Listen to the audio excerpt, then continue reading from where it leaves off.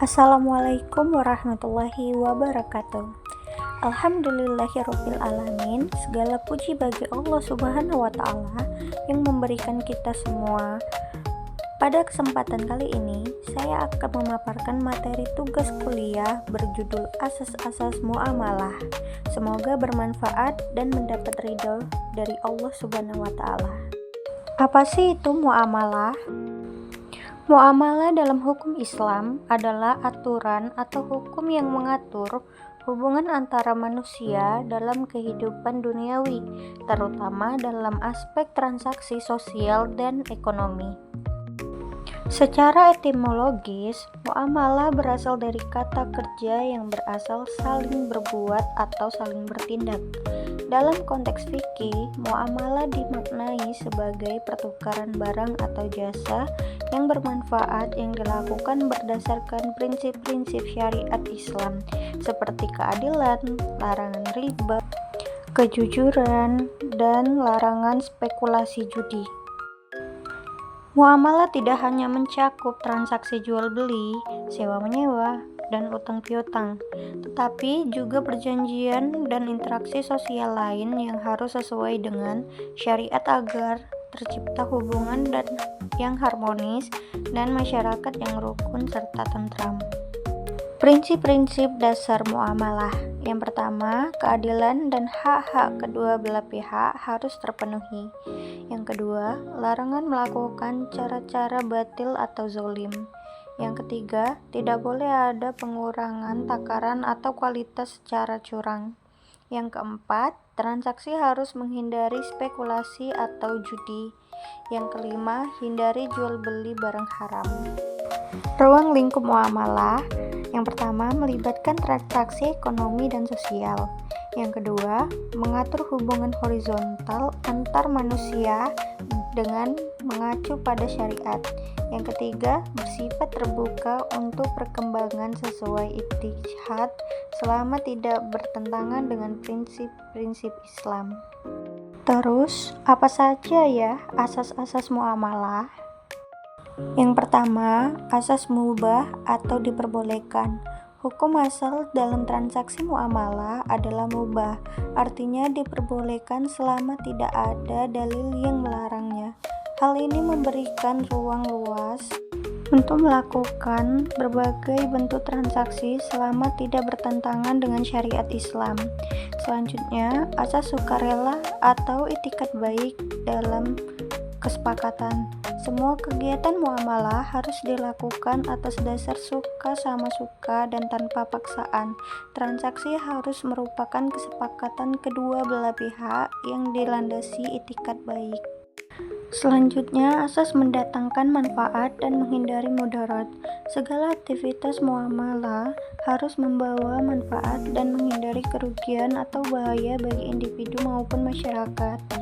Yang keempat, asas keadilan dan menghindari penindasan muamalah harus menjaga nilai keadilan dan menghindari unsur penipuan, penganiayaan, atau ketidakadilan dalam transaksi.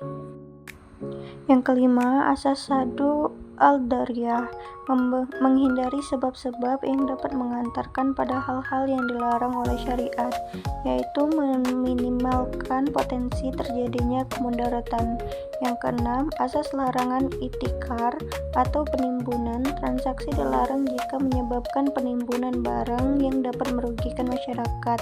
Yang ketujuh, asas larangan gharar atau ketidakjelasan. Transaksi yang mengandung ketidakjelasan atau ketidakpastian berlebihan yang dapat menimbulkan kerugian yang dilarang. Yang kedelapan, larangan maisir atau perjudian. Segala bentuk transaksi yang menyerupai judi atau spekulasi dihindari. Asas larangan riba atau bunga. Setiap bentuk pengambilan keuntungan yang berlebihan atau riba dilarang keras dalam muamalah. Bagaimana sih penerapan muamalah dalam transaksi ekonomi Islam? Penerapan asas-asas muamalah dalam transaksi ekonomi Islam berfokus pada menjalankan prinsip syariat agar menghasilkan transaksi yang adil, transparan, dan bermanfaat bagi semua pihak. Berikut penjelasan penerapannya. Yang pertama, pemulihan hak dan ganti rugi. Jika terjadi pelanggaran seperti penipuan atau kelalaian dalam pemenuhan kontrak, solusi hukum yang diberikan adalah pemulihan atas hak yang dirugikan dan ganti rugi kepada pihak yang dirugikan agar keadilan sosial terwujud. Yang kedua, sanksi proporsional. Sanksi terhadap pelanggaran prinsip syariat harus sesuai dengan tingkat keseriusan pelanggaran. Contohnya, pelanggaran ringan bisa dijatuhi denda atau peringatan, sementara pelanggaran berat seperti riba atau penipuan sistematik dapat dikenai sanksi sosial maupun hukum yang lebih tegas.